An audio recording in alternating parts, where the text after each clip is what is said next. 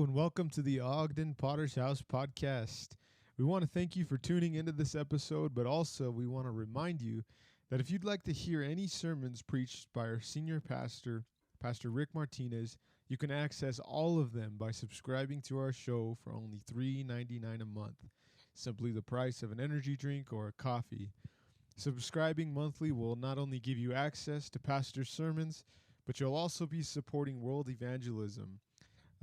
We're going to be giving a large offering given by this podcast. Every single dollar that has been accumulated by subscribers over the last year will be given to world evangelism.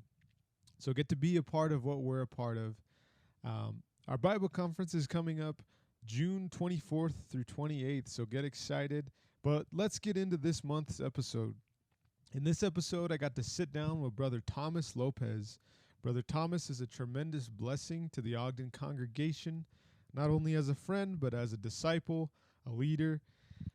But before he was any of that, he lived a very different life in various parts of the world. And we unpack a lot of that in our conversation. So open your heart, open your ears, and enjoy the testimony of Brother Thomas Lopez. Brother Thomas, it's a pleasure to have you. Thanks for coming out today, brother. I appreciate you sacrificing a little bit of your time today to help us out. No problem. Thanks for having me, man. It's an honor to be here, especially, being on this podcast and everything that you've been doing. And I've been following you on Spotify, everything you've been posting on there, man, and it's Holy Ghost, and I'm glad I'm on it. Yeah, it's good to hear that someone's actually listening to it. Sometimes I kind of think it's just like I'm just putting content out there into the void, hoping somebody gets stirred, hoping somebody gets closer to God, but that's a blessing to hear. Let's not waste any time, brother. I just want to just up front say that I've never actually heard it from your perspective. I've never heard the full story in depth, and as somebody who's listened to the show, what we're about. This is where everything gets out, it's a platform for you to share what God has done, in full depth, not a 3-minute or less. This is everything. So let's talk about the beginning. What was life like growing up, man? Where did you grow up? So I grew up, I was born in Riverside, California, right? But as a kid growing up, my dad, jumping more like he was doing construction, right? So he had to find work where he had to. Yeah. You know what I mean? So from California, we ended up going to Vegas. And then from Vegas, we ended up going to Reno. And so I don't remember much of Reno, but one thing not Reno, Vegas. I don't remember much of Vegas, but Reno that's where I grew up. Yeah. That's what I call my hometown. And every time somebody asks me, where are you from? I was like, I'm from Reno. Reno, Nevada is where I'm from, You got a framer too? Yeah, he was a framer. Nice. So runs in the family. Yep, that sure does. That's cool. Yeah, so living the life in Reno, it was basically, I was the oddball at the beginning, in elementary and stuff like that. And then I got started hanging out with some people, so I started hanging out with some people as in elementary, and then from there we continued to grow with each other, to hang out, to have that bonding, that bond that every kid wants, and other people. It's like that friendship, like that best friend. They got their squad. Yeah. So that's how it was. And then, by the time I was in 6th grade, man, I was already smoking weed, doing my thing, but my other friends weren't doing that. But it was just me because I started, straying away from them just a little bit. And then so with that, with me doing that, my first fight at 6th grade as well. And then let's move on to 7th grade, 8th grade year. I still hung out with them, but I still started to hang out with other guys. And so from there, all the fighting, I started fighting, getting expelled from middle school at 7th grade because, of fighting and having a knife on me. Oh, dang. So, growing up like that, it was just, to me, like, it's it's, how can I explain? It's something crazy to think back now. You know what I mean? Especially being at a young age. And then, I mean, I've been shot at before. You know what I mean? And like I was telling you earlier, you know, when we were after men's discipleship, I was like, we got into a rumble. This was actually my freshman year. My freshman year, we got into this rumble with some juggalos. You know, and we were fighting and everything, and I mean, just being caught up in that moment and stuff, you don't see, how can I say, you don't really pay much attention, but to what's there in front of you. You know what I mean? And yeah, it's just there. And so we were fighting, and man, I accidentally kicked the girl in the face. You know, but that was an accident. I didn't know she was a girl because of the way she was dressed. Yeah. And not only that, the adrenaline that was going through me. Yeah. So, but I found out she was a girl once I ended up kicking her. She screamed like one. You know what I mean? And so that's my 7th grade year there, freshman year. And then I started getting into hanging out with gangs. You know, we had, like I said, we still had those guys, the group of guys that we'd hang out with. It was about 30 of us. People thought we were a gang, but we weren't a gang. You know what I mean? We were just really close friends. We considered ourselves as a family. So people would always try to pick on us, and we would always be fighting. We were always rumbling inside our school in high school. And so, I mean, by the time I was like 14 as well, like my freshman year, I ended up stealing my dad's car. When he went to Palm Springs, I got caught. I mean, I was out there, you know, hanging out with one of my other friends that had passed away, actually, about maybe 4 years ago. We went to downtown Sparks. We were driving by in my dad's car, and then, you know, smoking weed, hitting the bong, and, you know, just doing that stuff that to me was normal. You know, something that I was used to doing in my life. But I mean, that's what it was growing up. You know, it's just a bunch of drugs, fighting, a bunch of violence. You know, and my parents would discipline me, but the thing is me being me. You know, I didn't listen to them. You know what I mean? They'll tell me, oh, we're gonna get the belt on you. I didn't care. I was like, do it. You know, it ain't gonna do nothing to me. And so I was that one person. You know, I was like, my sisters and my brothers, they're young. You know, they didn't do the things that I did. How many siblings you got? So it'll be 2 sisters and 1 brother. So I have an older sister. She's 35, 36, I want to say. Something around that age. And I have a younger brother and a younger sister. Yeah. So growing up in Reno, you know, you're kind of, you know, involved in a lifestyle of, you know, just being hoodlums, you know, drugs, you said. Was that the only thing you kind of did, was smoking weed? At that age, I in Reno, yes, I was doing weed. I did go and try ecstasy. I tried ecstasy. And in Reno, my freshman year, that was when I first tried coke. Was in Reno. It got to the point to where I was in the classroom, man. Back in the day, I don't know if you remember or you know about these things, but back in the day, the pencil sharpeners, like this one right here, actually, just like that, the ones that you sharpen your pencil by hand. Yeah. I used to go to my classroom. I used to get up, go to the pencil sharpener, and pretend, and I move the little handle to sharpen my pencil, but while trying to hit a bump out of a bag. Damn. In the middle of class. It got to the point to where I was doing that. I wouldn't get caught, you know, but because that's how you can hear it. But as I walk back, I know I can see my friends that look in their faces like, what are you doing? No, you're going to get in trouble. You're going to get caught up. Yeah. But I didn't care. That's a whole another level of right there. I did not care, man. I was just there doing my thing. So I did that right there. That I would say that would be the hardest drug that I did growing up. Yeah.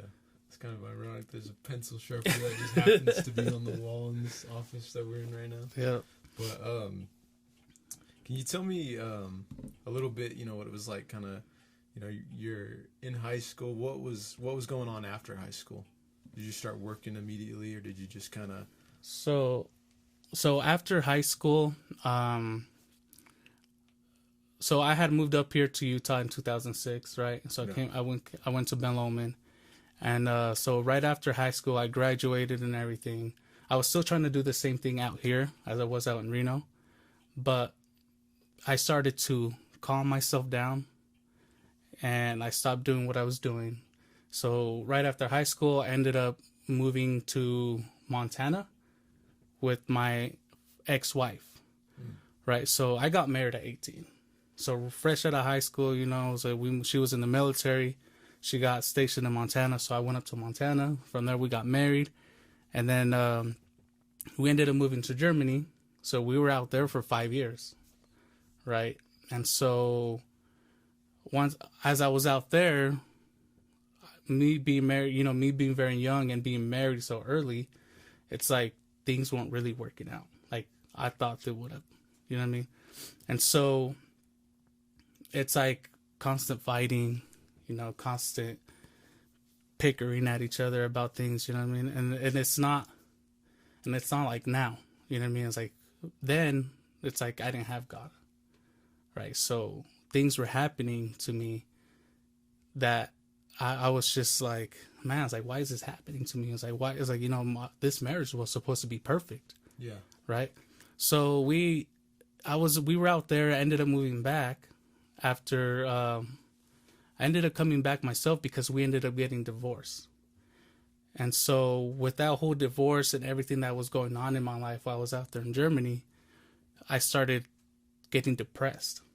And so getting that depression and that anxiety, man, and it's just feeling lonely, you know, it's I started just destroying myself, just started destroying my mind on how I would think of things, you know. And so I started to get back into drugs. You know, I started doing the coke again. Man, I was living like I tell my testimony, you know, when I'm up there on the stage, it's like I was living with one of my buddies, man, and he was only charging me $100 for rent. My car payment was only $120. My insurance was only $100. So that's like what, $300? You know, I had to pay a month to be able to support myself, and let's say another $100 for food. So it got to the point with that depression to where I was doing so much coke, I was spending like $600-700 a week, making $30 an hour, man. And it got to the point, man, to where I couldn't even afford those $300. It means that I couldn't afford that $100 for rent. I couldn't afford that $100 car payment or that car insurance because I was too busy feeding everything else. Yeah, I was too busy doing that and then feeling sorry for myself. You know what I mean? And so I would get it. I mean, I was literally on my knees, bro, man, looking through the carpet, trying to find that little broken piece of coke on the carpet. I'd move my dresser out the way to maybe see, you know, if something's back there. After I crush it, you know, sometimes it just scatters. So I would look around just trying to feed myself because it got to a point to where I couldn't even buy it no more. You know, and so I just started losing my way like that, and it was just bad, man. It was just really bad. And so you said that was 2006 you made your way to Utah? Yeah, so in 2006 I made my way to Utah, and when I moved to Montana was in 2010. 2010. Yeah. And then where after that? Did you come back to Utah? After Germany? No, like after Montana. Oh, after Montana. No, after Montana, we went straight to Germany. Oh, okay. And then eventually, you know, you said that marriage fell apart.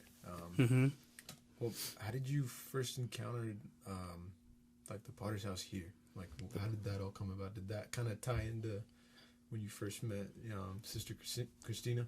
So, I used to party with her brother. You know, me and her brother used to party, and me and Christina, me and my wife, we went to school together. We went to Bellarmine together.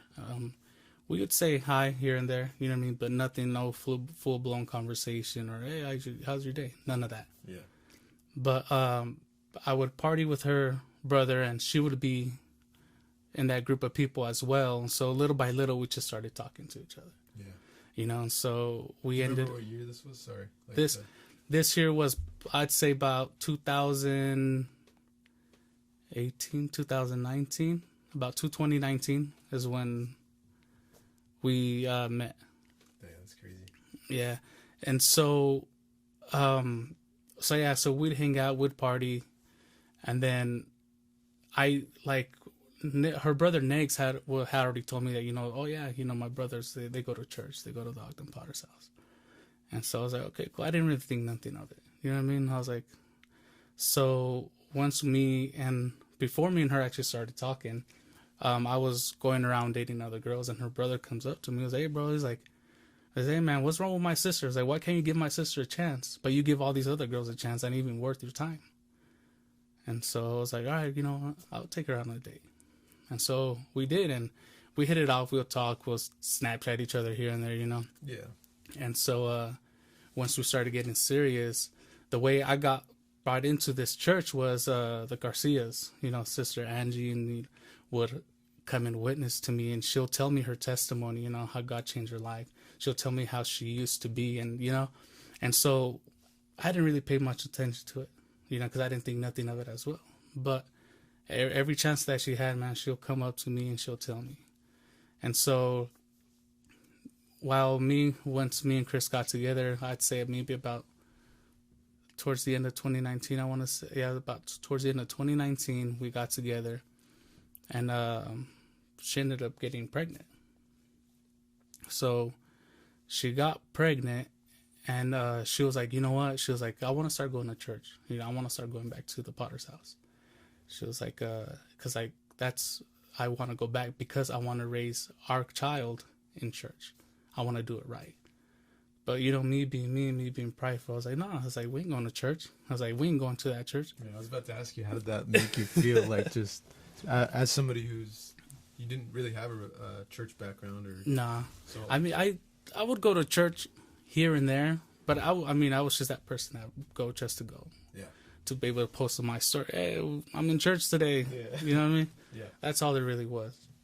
But did that just kind of like set something off like weird when she said that? Like, I want to do things right, how'd that make you feel? Like, it made me upset, honestly. Like, it made me upset because she wanted to bring our kid to, to church, and me not wanting to go. So I was like, well, if I'm not going, my kid ain't going.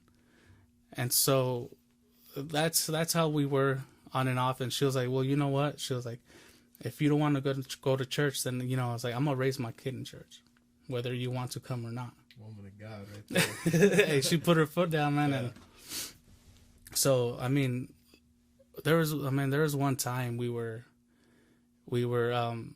living here on 7th Street, and she came up to me and she was like, hey, you know what? She was like, I'm going to go to church tomorrow, and then this is going to be on a Sunday. And this was after we had our Berseis, our firstborn. And I was like, no, you're not. She was like, yeah, I am. She was like, you know what? No, I was like, no, you're not. But I said it rude, like. Yeah. And so that's when she told me, you know what? She was like, I'm going to go to church whether you want to or not. She's like, you either come or you can stay. And so she ended up leaving the room, and then I was just there, I was doing my own thing, feeling the way I was feeling. And so the next morning she gets up and she starts getting ready to go come to church. Yeah. And she was like, man, I was like, what the heck is this woman doing? I told her, we ain't coming to, she's like, we ain't going to church. Yeah. And so she ended up coming. She was coming by herself. She was going to the concert by herself. And then it got to the point to where I told her, I was like, you know what? We ain't going to go to that church. I was like, if we go to any other church, it's going to be a whole different church. A church that we can go ahead and build a religion, have a religion. You know what I mean? Yeah. Like something that you don't know about and something I don't know about. Something fresh. Nobody knows this. And she was like, no. She was like, I want to go back to the Potter's house. And so I was like, no, you're not. Man. So quit saying that you're going to go to the Potter's house, because you're not. I was like, I ain't stepping foot in that church at all. I don't care what you say or what you do. I ain't stepping foot in that. Did you already have any knowledge beforehand, about the Potter's house, or just from what the Garcias had kind of told you about? Just what the Garcias told me about. But other than that, though, I've never heard about the Potter's house until I met them. Yeah. And so she ended up coming, right? And so I ended up getting ready at myself, and I came to church. Might as well. I was like, might as well. And I had a couple brothers come up to me, towards the end, and And man, Pastor Martinez was preaching, and I would make fun of his preaching. I'd tell myself, like, why is he yelling at me? I didn't do nothing to him. Why is he spitting at me? You know, that's very disrespectful. You know, but I kept doing that. I was doing that for a long, long time, you know, until I started getting serious with church. And like I was telling you, I had a brother, man, come up to me. Hey, man, you want to go to the altar? Hey, man, let's go say this prayer, you know? And I wouldn't go. I didn't want to go. It got to the point to where I was like, man, if this guy comes up to me one more time, I just choke him out. Like, just leave me alone. I keep saying no. I swear, if Elijah D. Blunt comes up to me one more time, just kidding. Man, I was like, I'm going to just choke him out, man. I was like, just leave me alone already. Yeah. And so I ended up going. Like, after a couple months, I want to say I ended up going. I went to the altar. But I mean, I didn't mean it. You know what I mean? I was still going home. I was still smoking weed. I was still drinking.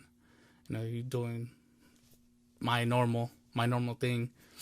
And so yeah. And then as time went by, it's like I was still saying things about Pastor Martinez behind his back. I don't know. I'm pretty sure we heard him say, but you know, one time he was preaching, he was like, man, you got those people over there that are, you know, stabbing me behind the back, you know, talking to me behind my back. And I was like, man, I'm one of those. He was like, but the reason why I was doing that is making fun of the way he was preaching. It was because I didn't want to accept the truth. What he was preaching, it was hitting home. I was like, I didn't want to accept it. So my excuse was, I'll make fun of his preaching. I didn't want to accept it. Yeah, it was like almost like a little form of denial. Mm-hmm. You know, like you didn't pride, denying that conviction. Yep. I was like, I felt the conviction, yeah, but I didn't want to accept it. And so I kept, you know, so once I started, you know, taking in his word and his preaching, and then, you know, feeling that, I was like, man, I am miserable. You know what I mean? I was like, I hate my life. I hate going home and having to smoke weed, you know. My wife's pregnant. It's like, what am I going to do? Just keep doing what I'm doing and have my kid, you know, watch me do all that stuff? I was like, that's not right. So I started coming to church and everything, you know, and then our daughter was born. And then let me go back a little bit. No, I woke up one morning, man. I was working. Yeah. And this was after going to church for a few months. And what's it called? I called my wife, and I think this is the best proposal ever. You know what I mean? I called my wife, and I was like, let's get married. Yeah. Literally, just over the phone. She was like, what? I was like, yeah, let's get married. She was like, okay. I was like, let me call Pastor Martinez real quick. So I called Pastor Martinez on the phone. I was like, hey, Pastor, I was wondering if, you know, you can marry me and Christina. He's like, yeah. Oh, yeah, man. He was like, when do you want to get married? I was like, today? Can you do it today?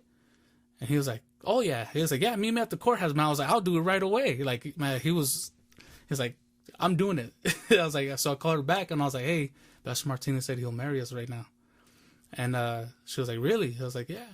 That's tight. So we got married, man. And then about, let's say, then my daughter Perseus was born in November. And so about 2 months after her being born, I went up to Pastor Martinez, hey, Pastor, I want to dedicate Perseus. You know, and that's something I was telling myself then. I was like, no, she ain't going to church. No, she, you know what I mean? Yeah. And so, yeah, we ended up dedicating her, man, when we were having a revival with Jay Ballinger. Pastor Jay Ballinger. That's tight, bro. But let's move forward to, so now, you know, you're saved, you guys got married. What were those main things that, just to kind of quickly recap, that God delivered you from, like, that off the top of your head, like, just main things that God kind of ironed out as you're being discipled in the church? So, you know, what God delivered me from is, you know, depression, anxiety, that drug addiction, you know, being an alcoholic, you know, and just feeling empty. You know, that's what God delivered me from, you know, and it's like another thing he actually delivered me from was how can I say it? It's like, I never really said this before, but like suicidal thoughts. That's something I would never tell, like say when I would say my testimony, because of being embarrassed of it. But like thinking about it now, it's like that's one main thing he really delivered me from. Because I mean, I'd be driving down the road and I'll just be like, what would happen if I just floor it and just slam into this car or into this building? You know what I mean? Like even when I was in Germany, the Autobahn, there's no speed limit.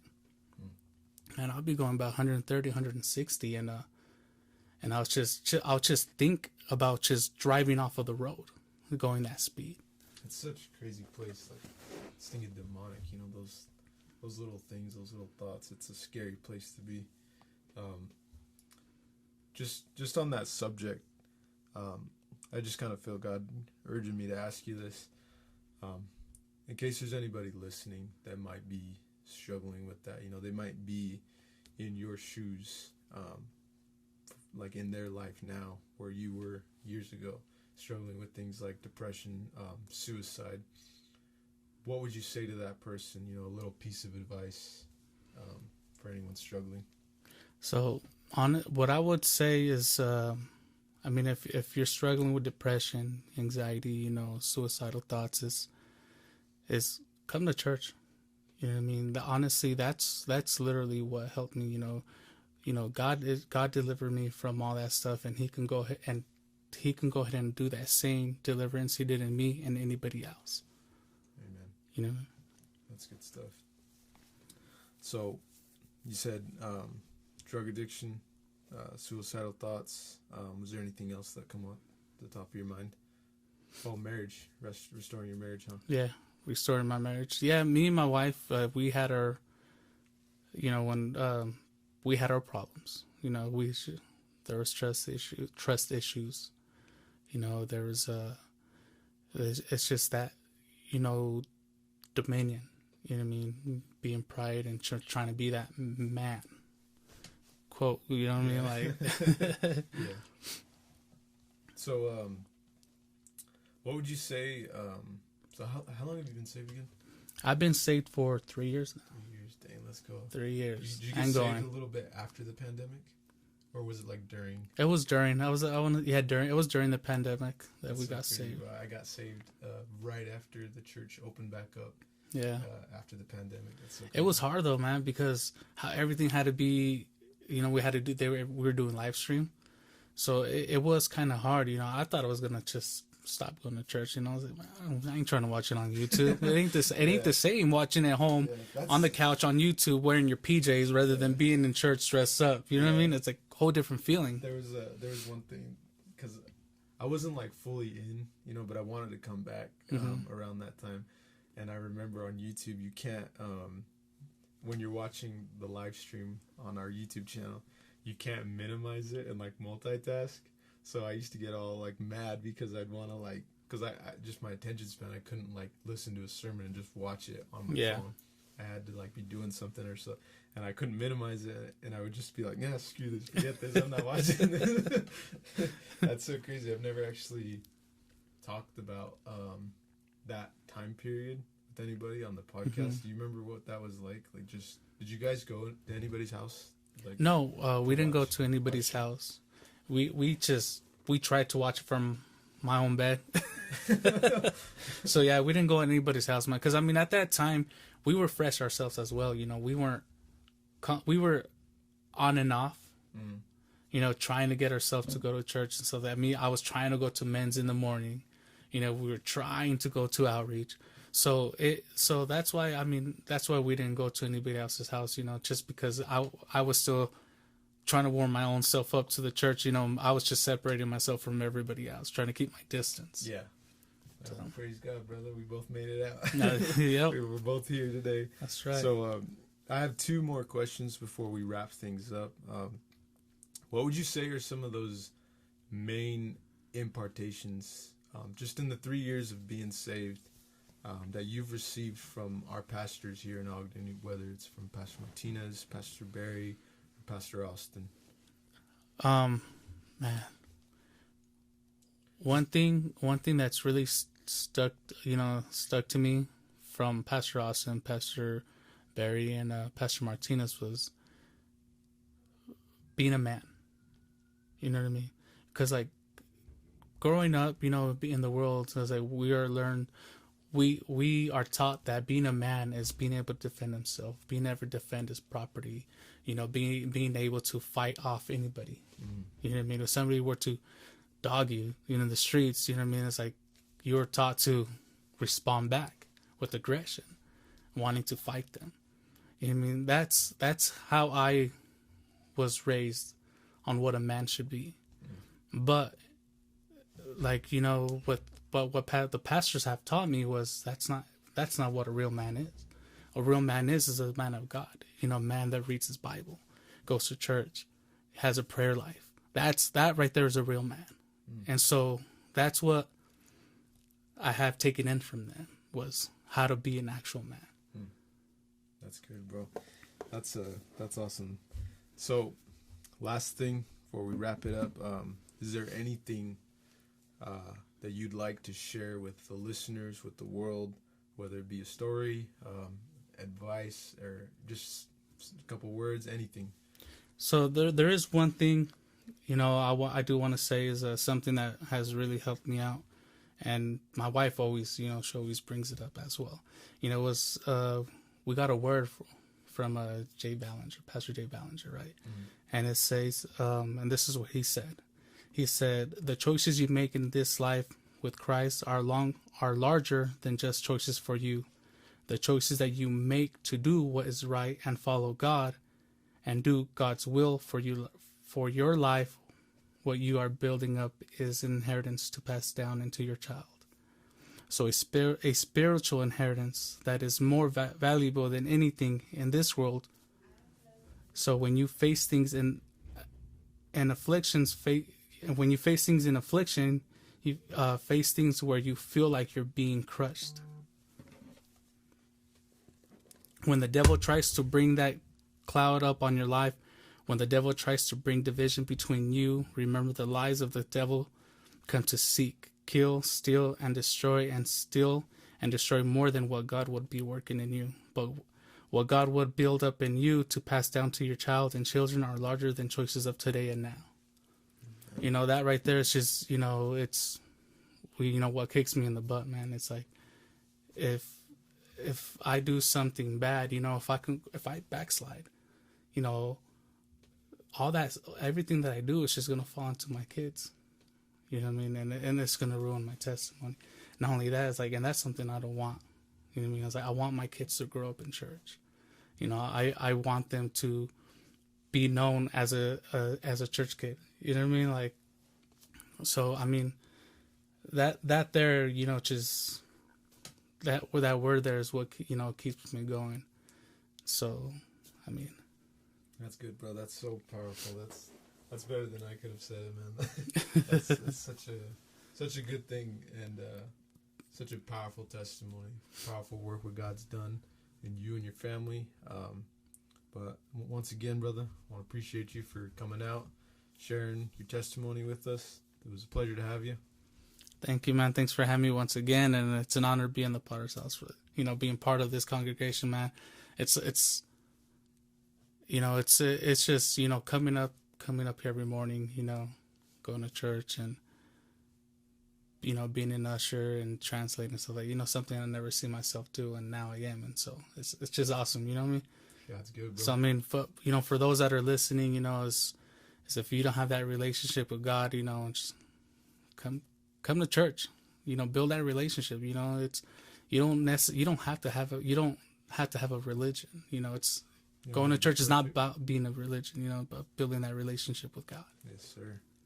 Amen, so, but once again, thank you though. Yeah, of course, man, always. And for everybody listening, we'll see you guys on the next one.